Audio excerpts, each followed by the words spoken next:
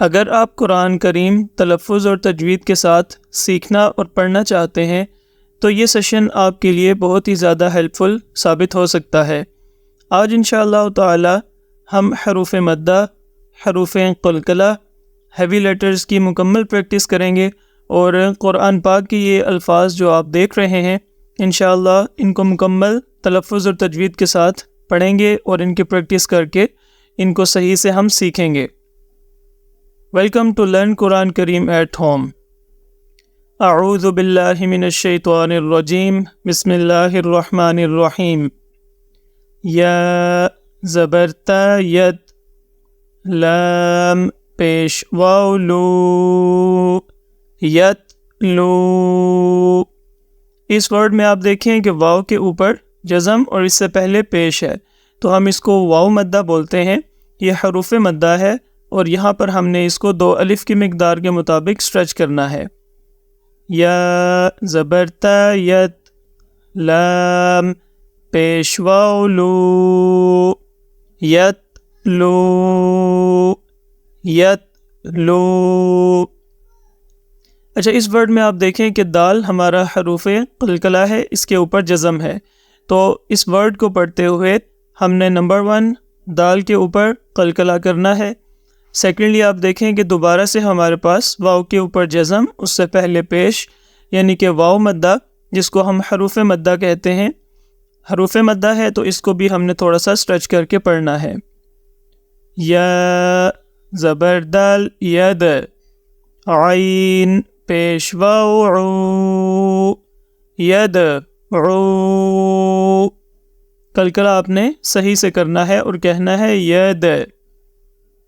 یا زبر دال ید، عین پیش واو عو، ید عو، ید عو۔ اس ورڈ میں بھی آپ دیکھیں کہ جیم ہمارے پاس حروف قلقلہ ہے، ٹھیک ہے، یہاں پر ہم نے قلقلہ کرنا ہے، ٹھیک ہے۔ آپ نے اب یاد رکھنا ہے کہ ہم نے دال کو بھی حروف قلقلہ کے طور پہ پریکٹس کیا، اور اب جیم بھی ہمارے پاس حروف قلقلہ ہے۔ یہاں قلقلہ کرنے کے بعد آپ آگے دیکھیں کہ یا کے اوپر جزم اور اس سے پہلے زیر ہے، جس کو حروف مدہ بولتے ہیں، یا آپ کہہ لیں کہ یہ یا مدہ ہے، تو یہاں بھی ہم نے اس کو تھوڑا لمبا کر کے پڑھنا ہے۔ تا زبر جیم تج، را زیر یا ری، تج ری۔ یہاں آپ نوٹس کریں کہ ہم نے را کو باریک آواز میں پڑھا کیونکہ اس کے نیچے زیر ہے، تو را کے نیچے جب بھی زیر ہوگی تو ہم اس کو ہمیشہ باریک آواز میں ہی پڑھیں گے۔ تا زبر جیم تج، را زیر یا ری، تج ری، تج ری۔ یا زبر ہا یہ، دال زیر یا دی، یہ دی۔ یہاں پر بھی ہمارے پاس دیکھیں یا مدہ ہے، یا کے اوپر جزم، اس سے پہلے زیر، تو اس کو ہم نے لمبا کر کے پڑھنا ہے۔ یا زبر ہا یہ، دال زیر یا دی، یہ دی، یہ دی۔ حمزہ زبر لام ال، قاف زبر تا قت، ال قت۔ دیکھیں الف کے اوپر جب بھی زبر پیش یا اس کے نیچے زیر ہو تو ہم اس کو حمزہ کہہ کے پڑھتے ہیں، اور قاف ہیوی لیٹرز میں سے ہے تو اس کو آپ نے موٹی آواز میں ہی پڑھنا ہے۔ حمزہ زبر لام ال، قاف زبر تا قت، ال قت، ال قت۔ حمزہ زبر میم ام، ہا زیر لام ہل، ام ہل۔ حمزہ زبر میم ام، ہا زیر لام ہل، ام ہل، ام ہل۔ اس ورڈ میں قاف ہمارا حروف قلقلہ ہے، یہاں پہ قلقلہ ہوگا، اس کے علاوہ قاف ہیوی لیٹرز میں سے بھی ہے، تو ہم نے اس کو موٹی آواز میں بھی پڑھنا ہے۔ نیکسٹ آپ دیکھیں کہ را کے اوپر زبر ہے، ٹھیک ہے، تو جب بھی را کے اوپر زبر ہو تو ہمیشہ ہم را کو موٹی آواز میں ہی پڑھتے ہیں۔ حمزہ زیر قاف ایق، را زبر حمزہ را ایق را۔ یہاں آپ دیکھیں کہ الف کے اوپر حمزہ ہے، ٹھیک ہے، اور اس کے اوپر جزم ہے، تو ہم نے حمزہ کے اوپر جزم کو جو اس سے پچھلا ورڈ یعنی کہ را ہے اس کے ساتھ جوائن کیا۔ حمزہ زیر قاف ایق، را زبر حمزہ را ایق را ایق را۔ اس ورڈ میں آپ دیکھیں کہ را کو ہم موٹی آواز میں پڑھیں گے، ٹھیک ہے، غائن کو بھی ہم موٹی آواز میں پڑھیں گے، اور تھرڈ پہ ہم با کے اوپر قلقلہ کریں گے، تو با ہمارا حروف قلقلہ ہے۔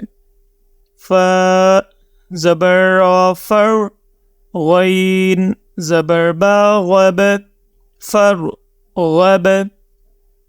یہاں آپ نوٹس کریں کہ الف کو ہم نے بیچ میں سکپ کر دیا، ریڈ نہیں کیا، کیونکہ جو را کے اوپر جزم ہے تو جزم کا مطلب کہ ہم نے اس کو پچھلے لفظ کے ساتھ ملانا ہوتا ہے، تو ہم نے اس جزم کو فا سے جوائن کیا اور بیچ میں الف کو سکپ کر دیا، تو الف یہاں پہ ہمارا سائلنٹ ہوگا۔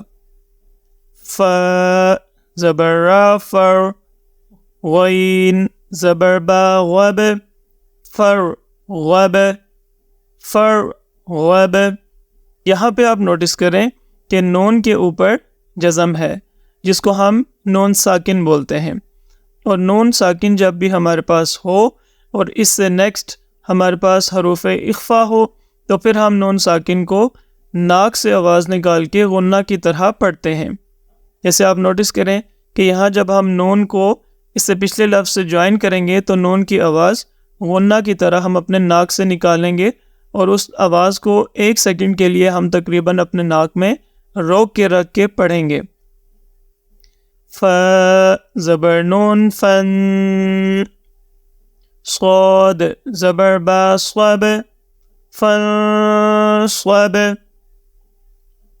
صاد کو ہم نے موٹی آواز کے ساتھ پڑھا، با حروف قلقلہ ہے، ٹھیک ہے، اس کے اوپر جزم، تو ہم نے با کے اوپر قلقلہ بھی کیا۔ نون کے اوپر جزم ہوگی تو آپ نے فوراً اس سے اگلے لفظ کو دیکھنا ہے کہ کیا اگلا حرف، اگلا لیٹر حروف اخفا میں شامل ہے یا نہیں۔